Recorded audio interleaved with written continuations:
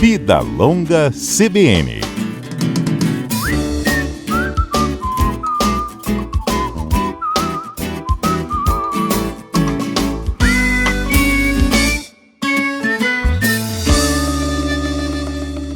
Sábado é dia de Vida Longa CBN aqui no CBN Vitória e no programa de hoje a gente vai abordar o seguinte tema: por que algumas pessoas parecem envelhecer mais rápido? Existem alguns estudos e pesquisas que buscam explicar fatores além de uma boa genética combinada aos hábitos de vida saudável e ainda se haveria uma idade biológica diferente da cronológica. Contudo, essa detecção precoce de envelhecimento, será que seria uma oportunidade de atrasar, mudar ou até mesmo reverter essa trajetória? Para falar sobre esse assunto, eu converso agora com o médico geriatra e paliativista e atual presidente da Sociedade Brasileira de Geriatria e Gerontologia, na seção do Espírito Santo, Dr. Alexandre Constantino de Santana.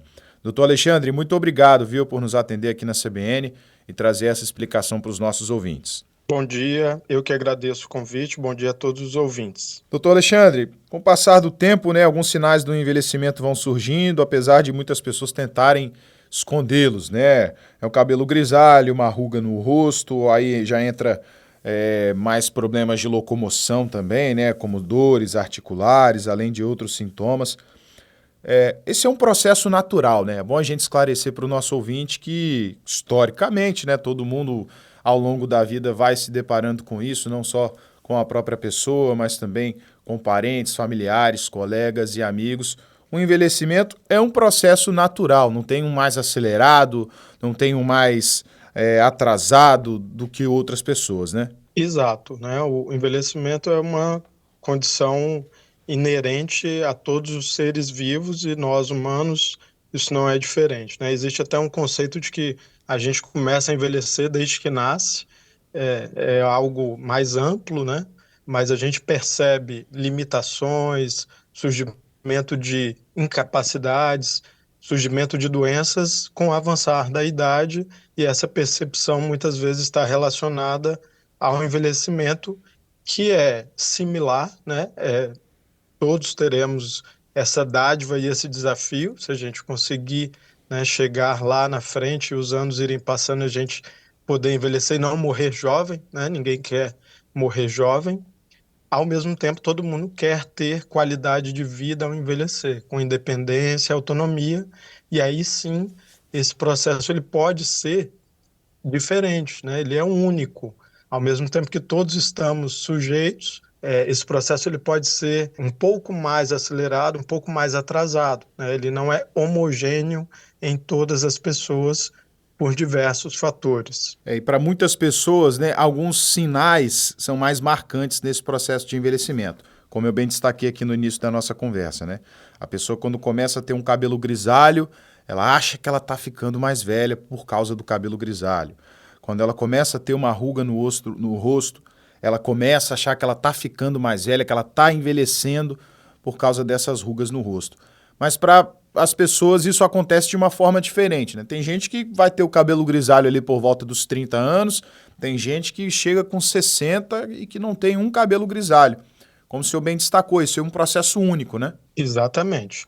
Ao mesmo tempo que todos nós estamos sujeitos, ele pode ser diferente. Eu vou até dar um exemplo meu mesmo, Eu tenho cabelo branco desde os 7 anos, isso muito provavelmente tem uma relação genética, e a canice, a calvície, elas geralmente vêm por volta dos 30 anos.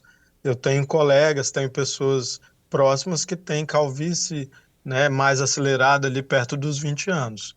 Agora, isso é uma percepção física, que na medicina a gente chama de fenótipo.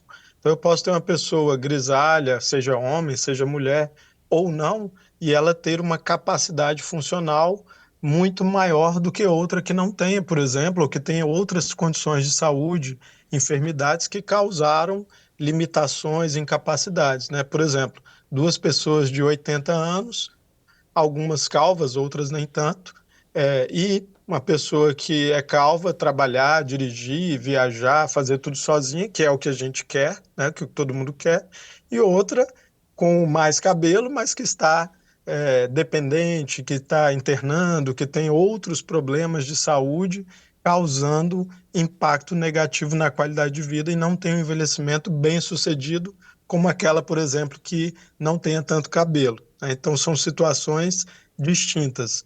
A apresentação física, né, que tem toda uma questão social, cultural e até quase filosófica, né, de a gente querer frear o envelhecimento a todo custo, mas tem a questão que vai além da estética, que no fim das contas é o que vale, né, para a qualidade de vida e para o envelhecimento ativo. E aí, sobre essa capacidade funcional, doutor, existem sinais que aparecem de uma forma mais precoce, que podem fazer a gente acender um alerta em relação a esse processo de envelhecimento um pouco precoce? Você explicou perfeitamente agora, né? Duas pessoas podem chegar aos 80 anos, uma ali calva, com cabelo grisalho, ou então ali com um físico, né, que talvez não transpareça de uma pessoa tão ativa, mas que aquela pessoa ali trabalha, viaja, faz todos os seus compromissos de forma independente. Há uma outra pessoa que pode chegar aparentemente jovem, né, mas com a capacidade um pouco mais reduzida, essa capacidade ativa. Para pessoas aí que estão na meia idade, 30, 40, 50 anos, a gente pode dizer, tem alguns sintomas, alguns sinais que começam a aparecer que já pode acender aquele alerta de opa, eu acho que eu estou apresentando alguns sinais de que eu estou envelhecendo, mas de uma forma um tanto quanto precoce. Essa é a pergunta mais complexa a ser respondida e é o que muitas vezes as pessoas não percebem, né? Então, nem sempre há sinais, né? Nem sempre eu consigo, por exemplo, ter exames de sangue. Vou fazer um exame de sangue aqui para saber a minha idade biológica, se é igual à cronológica. Eu vou ver exames para ver atividades, né, provas inflamatórias. Eu vou fazer uma série de exames de sangue, 20, 30, 40 exames. Isso é muito comum no nosso dia a dia no consultório. E aí o que entram? Dois grandes pilares para a gente perceber e avaliar. Primeiro é não esperar, né, nenhum sinal. Por exemplo, estilo de vida. Esse é um maior pilar para o envelhecimento saudável, para o envelhecimento ativo e bem-sucedido. Então, alimentação, atividade física, né? Já existem centenas, milhares, né, muitas evidências científicas, pesquisas clínicas populacionais no Brasil, no mundo, né? Então, a pessoa que é ativa, que não é sedentária, que pratica exercício físico regular, que tem uma alimentação balanceada, rica em frutas, verduras, uma quantidade adequada de proteínas, sem ultraprocessados, né? Sem aqueles erros alimentares, excessos, que infelizmente é uma realidade cada vez mais crescente, né? E aqui eu não estou falando só de obesidade, só de estética. O próprio sono, né, é algo que a medicina do sono tem avançado muito, muitos estudos têm mostrado isso.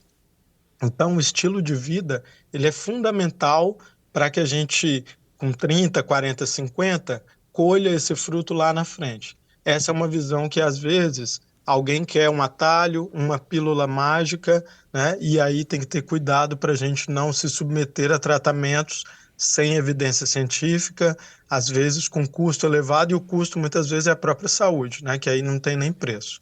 O outro ponto que é muito importante é que nessa faixa aí de 40 anos começam a ser identificados, na verdade, começam a ser indicados rastreios, né, a triagem, que é uma espécie de prevenção também, né? Como as vacinas são importantes, exemplos clássicos de prevenção primária, que é o termo mais técnico correto, quando eu faço, por exemplo, um exame de sangue para ver se eu tenho diabetes. Diabetes é silenciosa, né? Quando eu meço a pressão, eu vou ao médico, eventualmente o enfermeiro, seja num posto de saúde, olha, a pressão está começando a ficar mais alta, está fora do ideal. Isso já é um rastreio precoce e isso vai impactar, né? Eu não acho que o termo check-up é o mais ideal, porque lembra, às vezes, aquela lista infinita de exames de sangue que nem sempre serão o ideal, né, para esse rastreio.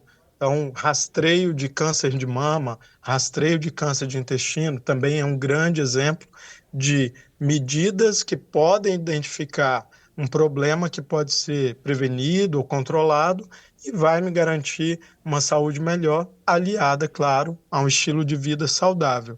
Então, são esses os dois pilares, independente de sinais, por exemplo, de rugas ou de cabelo branco ou de calvície.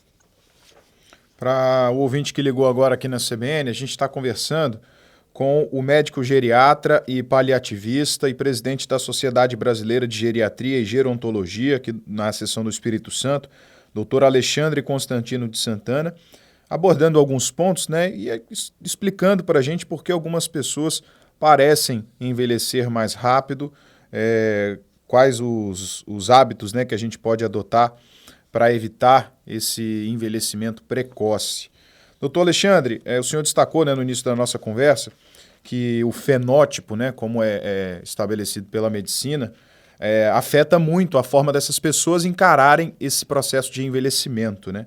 E justamente esse fato, né, como as pessoas encaram o envelhecimento, pode afetar com esse processo natural do passar dos anos. Por exemplo, pessoas que encaram numa boa, que sabem que esse é um processo natural, mas que não deixam de fazer suas atividades, que procuram se manter ativas.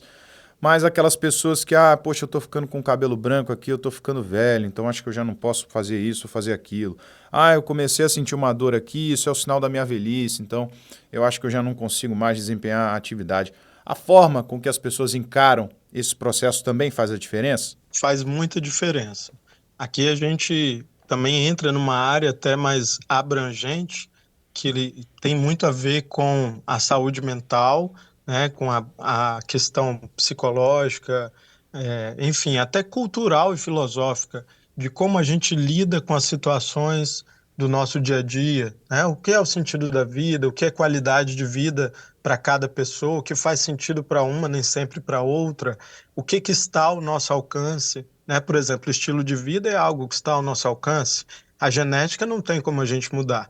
Então, lidar com problemas de saúde, problemas eventualmente além, né, da saúde física, ou até mesmo quando surge um infarto, um derrame, né, o AVC, ou até um câncer, pessoas podem ter o mesmo problema e lidar muito diferente, né? Essa resistência ao impacto que pode surgir com o envelhecimento, que a chance é muito maior de surgir algum problema, a gente chama de resiliência. Então, isso está muito claro também como é algo que pode influenciar no envelhecimento. Se a gente lida melhor, né, tem uma capacidade maior de absorver e se adaptar. Essa é uma palavra, né, um conceito muito importante. Se eu não conseguir prevenir lá atrás, se eu não conseguir controlar e está surgindo ali alguma limitação, eventualmente alguma sequela, o caminho é adaptar, né? Evitar danos maiores e lidar com aquela novidade. Eu tenho 80 anos, eu não posso mais fazer isso ou aquilo. Isso até também esbarra, às vezes, na autonomia da pessoa idosa, né? Às vezes o cônjuge, ou filho, ou neto quer limitar algo da pessoa idosa e até algo, né, preconceituoso, é outro problema também que o envelhecimento traz na sociedade, né? O etarismo, o idadismo que a gente sempre quer evitar.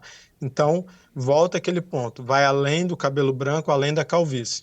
Se eu começo a apresentar problemas de saúde, limitações, como lidar com aquele problema da melhor maneira possível. Isso vai muito também na saúde mental, que é outro grande pilar para o envelhecimento saudável, né? Não é só a ausência de saúde, a ausência de doença física, né? O bem-estar, ele está envolvido também na saúde mental preservada, e isso muitas vezes vem também da forma como a gente lida com o próprio envelhecimento, e é algo que vai um pouco além da medicina, é, da forma como a gente está habituado a ver, né? Inclusive, a pandemia trouxe muito isso, a importância da saúde mental, né? O que está no nosso controle, o que a gente pode melhorar, por exemplo, da vacina, né? A Covid traz essa reflexão. Se a gente não tivesse vacina, pessoas idosas morreram, né? Milhões no mundo, né? Quase 1 milhão no Brasil. É uma coisa simples, a gente se alimentar bem, fazer atividade física, tomar vacina, já é algo que a gente pode prevenir. E se eu tiver uma enfermidade, que eu consiga lidar da melhor forma possível, além da saúde física, além da aparência, que é esse termo que a gente usa, né? O fenótipo.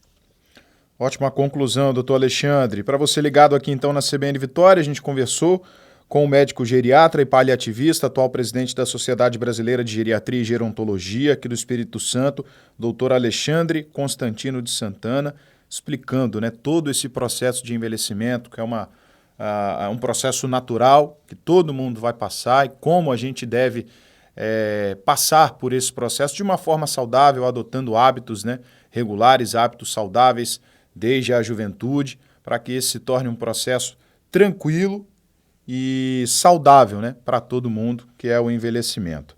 Doutor Alexandre, muito obrigado mesmo por trazer essas informações para os nossos ouvintes, explicar de forma tão didática, né, esse processo do envelhecimento. Eu que agradeço e fico sempre à disposição. Um grande abraço.